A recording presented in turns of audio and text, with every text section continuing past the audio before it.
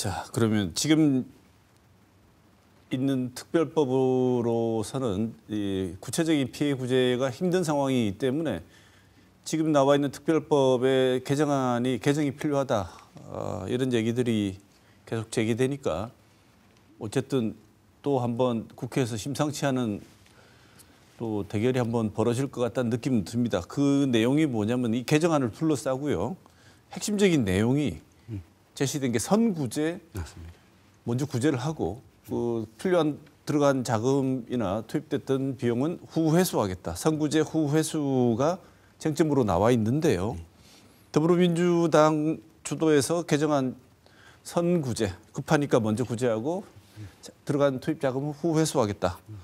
이렇게 뭐 얼핏 직관적으로 이해는 됩니다만 이 교수님 이게 무슨 얘기입니까? 네, 앵커님 말씀하신 것처럼 이 사실은 선구제 후회수라는 거는 이 어쩜 보면 결과론적으로 이때까지 전세 사기 피해자들한테 제시했던 지원안들이 대부분 간접적인 지원책이었습니다. 그런데 방금 언급하신 것처럼 이거는 선구제 후회수 방안은 아주 직접적인 지원 방안이 될 수 있고 또 그래서 이게 또 구체적으로 보면 주택도시보증공사 등이 전세 사기 피해 주택의 전세 보증금 반환 채권을 먼저 사들여 가지고 피해 임차인을 우선 구제해주고 난 후에 매입한 피해 주택을 추후 매각해가지고 투입 비용을 해소하는 그러한 방식을 지금 선구제 후회수 방식이다 이렇게 이야기하고 있습니다. 네.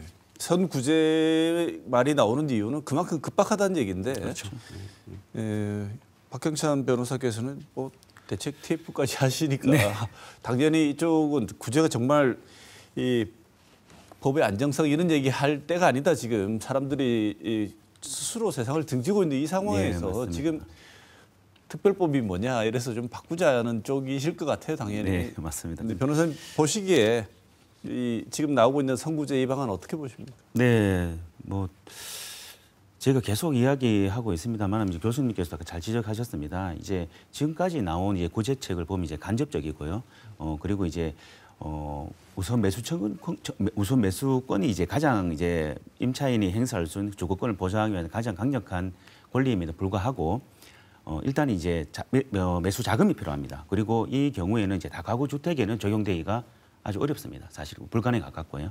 이제 그렇기 때문에 임차인을 보호하기는 힘들다는 점이 있습니다. 그리고 지금 선구제 후 회수라고 이야기를 하지만 그걸 약간 뜯어보면 선구제를 한다고 해서 모든 분들에 대해서 일방적으로 하겠다는 것도 아니고요. 원하시는 분입니다. 근데 원하시는 분들을 설정한 이유가 뭐냐 하면은 선구제 할 수 있는 이제 범위인데요. 그 범위에 대해서는 지금 안타깝지만 이제 5월 초에 있었던 피해자와 같이 최우선 변제금조차 받지 못하는 분들을 대상으로 하는 것이고 그 기준점도 최우선 변제금을 한으로 해서 어떤 지급하겠다는 것이고 그리고 매입하는 임차보증금 반환 채권에 대해서도 평가를 해서 하겠다는 것입니다. 그 평가에 대해서는 임차인이 판단을 해보고 이제 본인이 받아들이겠다 하면은 그거를 이제 주택도시공사에다가 이제 그거를 이렇게 팔게 되는 형식인데요.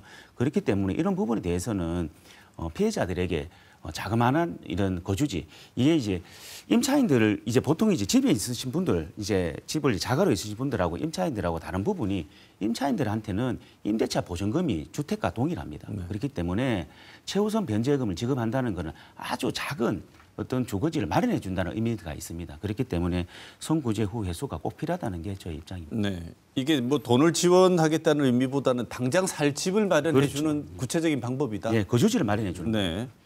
이 교수님 보시기에는 이 필요성이 있다고 보십니까? 예, 저도 변호사님 생각에 적극 공감하는 입장입니다. 또 지금까지 앞서도 말씀드렸지만 정부가 내놓은 여러 지원책들 중에서는 가장 좀 실효성이 있다. 저는 그렇게 생각이 됩니다. 다만 이 전세 사기 피해 규모와 해수율에 관한 이 정확한 추정, 또 그에 따른 어떤 적정 예산 편성 규모, 그리고 자금을 회수하는 이런 방법론 등에 대한 좀 생산적인 수기 과정을 조금 더 거쳐서 이런 게 좀 진행이 되면 좀 좋지 않을까 이런 생각을 좀 가지고 있습니다. 방향 자체는 맞지만 지금 구체적으로 진행하는 데 있어서 준비되고 있는 내용들은 부족해 보인다. 네, 그렇습니다. 네.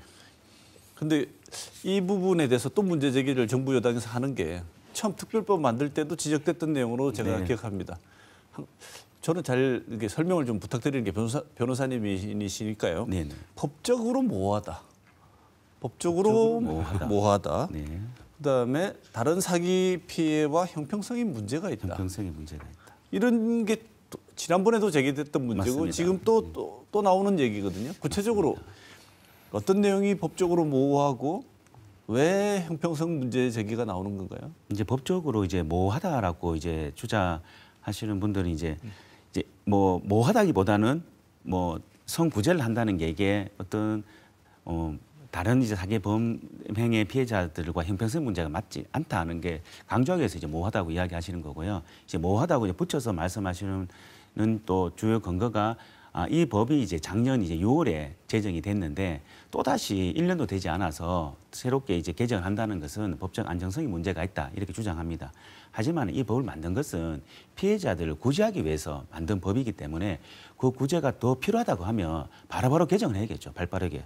그리고 이제 모호하다는 부분에 대해서도 국회에서는 일정 부분의 기준만 설정하면 됩니다. 사실 그걸 시행하고 또 구체적으로 피해자들을 구제하는 것은 이제 정부의 몫이고요. 그런데 정부가 이런 일을 하도록 어떤 근거 법안을 만드는 게 국회지 그걸 가지고 일일이 그거를 뭐 따지고 어떻게 할지 구체적으로 배분하는 것에 대해서 나누는 것에 대해서는 정부가 이제 부담해야 되는 것 같습니다. 네, 이 전세 사기꾼들이 하는 걸 보면요, 지금 기존에 나와 있는 법의 빈 구멍을 너무나 잘 알기 때문에 맞습니다.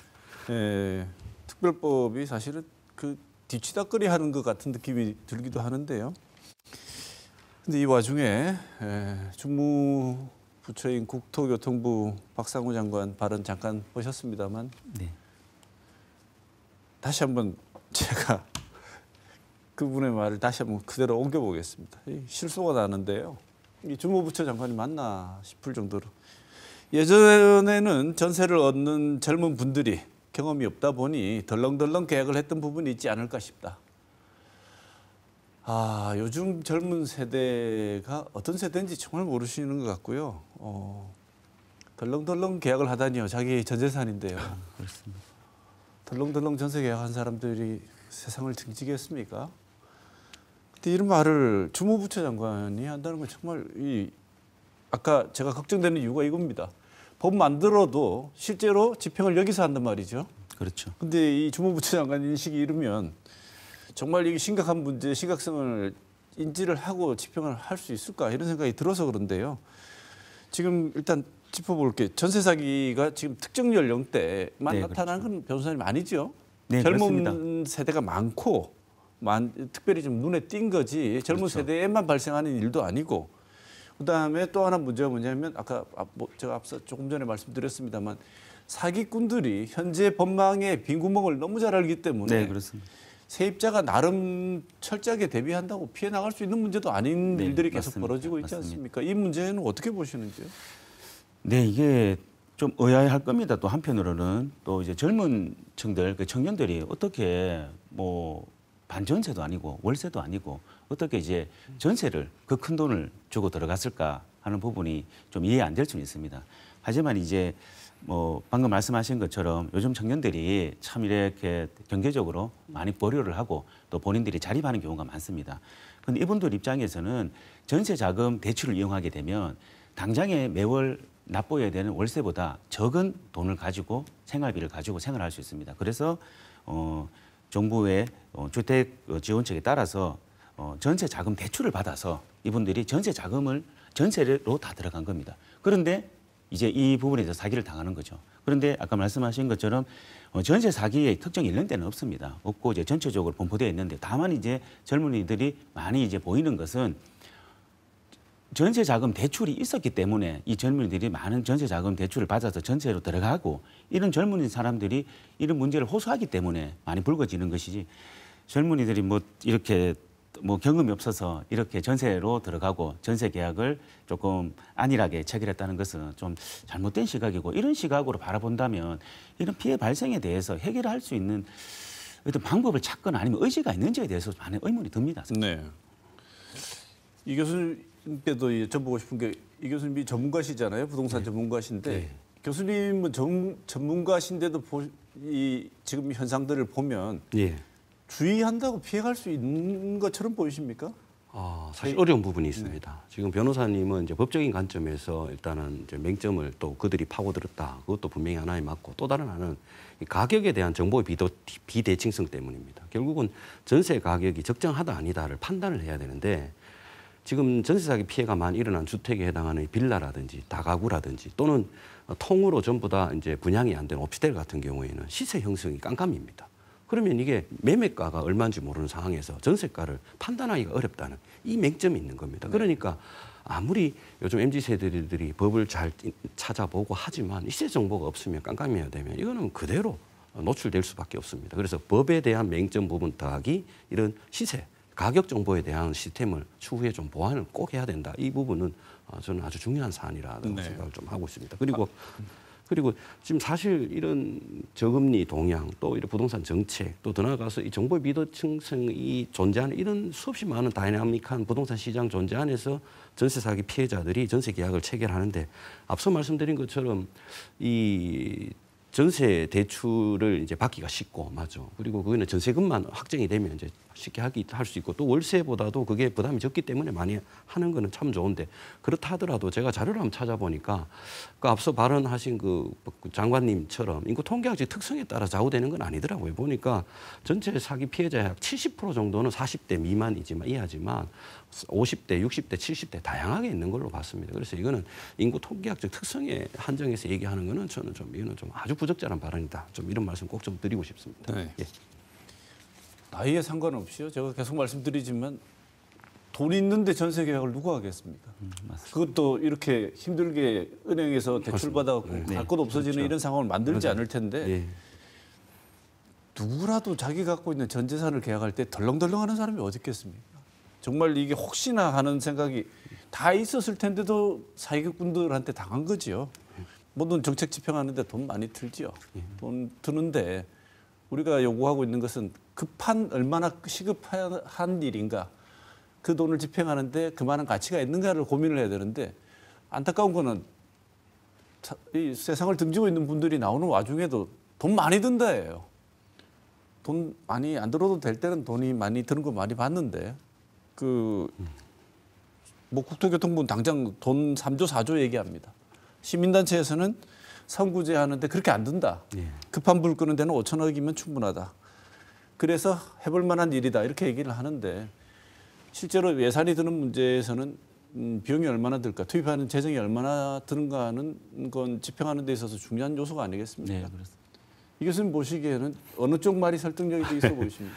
지금 정부랑 시민단체에서 각자 집계하는 피해자 수라든지 또는 자력으로 보조금 회수가 가능한 전세 세입자 수, 그다음에 전세 사기 피해 추정액에 큰 차이를 보이고 있습니다. 이게 사실 제시된 수와 피해 금액의 어떤 근거 자료가 충분히 않기 때문에 사실 당장 현 시점에서 뭐 이 회수율 또한 정확한 추계가 어렵기 때문에 누구의 주장이 옳다 이렇게 판단할 수가 사실 없습니다. 솔직히 그 근거 자료가 있으면 근거를 파고들어서 얘기를 하겠는데 그렇지 않습니다. 그런데 다만 저는 이런 금액을 떠나서 이 사안의 시급성, 그리고 이게 이 사회 안전망 또는 뭐 법의 미비 이런 부분으로 충분히 이런 부분은 이런 재원을 떠나서 공감대를 충분히 얻을 수 있다 이런 생각이 들어요. 그리고 다만 당분간은 이게 부동산 경기가 상승 국면으로 전환될 가능성은 조금 낮습니다, 솔직히. 그래서 채권 회수율이 상대적으로 낮을 가능성이 농후하기 때문에 아마도 이 재원은 조금 더 기존보다는 좀 넉넉하게 확보하는 것이 좀 좋지 않을까. 네. 그게 또 이런 실현했을 때 실효성을 또 늘리는 하나의 좀 마인드 제고가 되지 않을까 이런 생각을 좀 합니다. 네. 변호사님, 혹시 3, 4조 원 재원 추계한 근거 혹시 아시나요? 네, 뭐 이제 저도 한번 찾아봤습니다. 사실은 이게 어디서 나왔을까. 그래서 국토부에서 이렇게 말씀을 하시니까 찾아봤습니다만은 이제 무슨 기사나 이런 거 봤을 때 이제 국토부에서 말씀하시는 것이 지금까지 이제 전세 사기 피해자로 인정된 분이 이제 15,000명 정도 됩니다. 이제 그리고 이제 시행한 지가 작년 7월이니까 채 1년이 안 됐죠. 그래서 이제 국토부에서 예상하는 게 한 3만 명 정도를 예상하고 있습니다. 이제 그렇다 그러면 여기서 뭐 국토부에서 이야기하는 3조, 뭐 4조, 5조가 든다 이런 거를 단순히 이제 나누게 되면 각 이제 피해자 가구에 이제 5천만 원씩 하면 이제 1조 5천억이 되겠죠. 이제 그리고 이제 만일 이제 뭐 1억 4천만 원씩 드린다 그러면 이제 4조 2천억이 든다 이렇게 이야기합니다. 그런데 여기서 좀 맹점이 하나 있습니다. 이게 특별법을 개정하자라고 하면 선구제 이제 후회수를 주장하는 쪽에서는 선구제 이제 범위를 어떻게 하냐면 우선 변제금에 대해서 일단은 지급을 하는 걸로 하자. 그리고 그 외 부분에 대해서는 채권을 평가하자는 다가가기 때문에 그렇다 그러면은 일단 기준이 돼야 되는 부분은 이제 최우선 변제금을 기준으로 해야 됩니다. 최우선 변제금 같은 대구 같은 경우는 2,800만 원입니다. 이제 피해자들한테 지급하는 돈이 그렇게 계산하게 되면 이게 정말로 그 국토부가 이야기하는 것처럼 뭐 1조가 든다 또는 이제 5조가 든다는 그 숫자를 진짜 우리가 믿을 수 있는지 또 한편으로는 이제 국토부에서 임차 주택에 대한 어떤 이런 전세 사기의 피해에 대해서 실태 파악을 제대로 하고 있는지가 좀 의문이 됩니다. 이 정부에서 해야 될 일이 지금 1년 동안 해야 될 일이 그거였거든요. 실태 파악인데 실태 파악을 아직 못 하고 있다고 스스로 말을 하고 있어요. 이런 것들이 정말로 이제 피해자들을 구제하려는 의지가 있는지가 문제되고요. 이제 그런 점에서는 이제 제 입장에서는 이번 개정법에서 최소한 최우선 변제금에 대해서는 지급할 수 있도록 선 지급할 수 있도록 하는 법안이 통과되어서 최소한 국토부가 이 부분에 대해서 좀 진지하게 그 지급 방안이나 그 기준에 대해서 좀 검토하는 그런 계기가 되었으면 하는 바람이 있습니다. 네. 그럼 이거 한번 여쭤보겠습니다.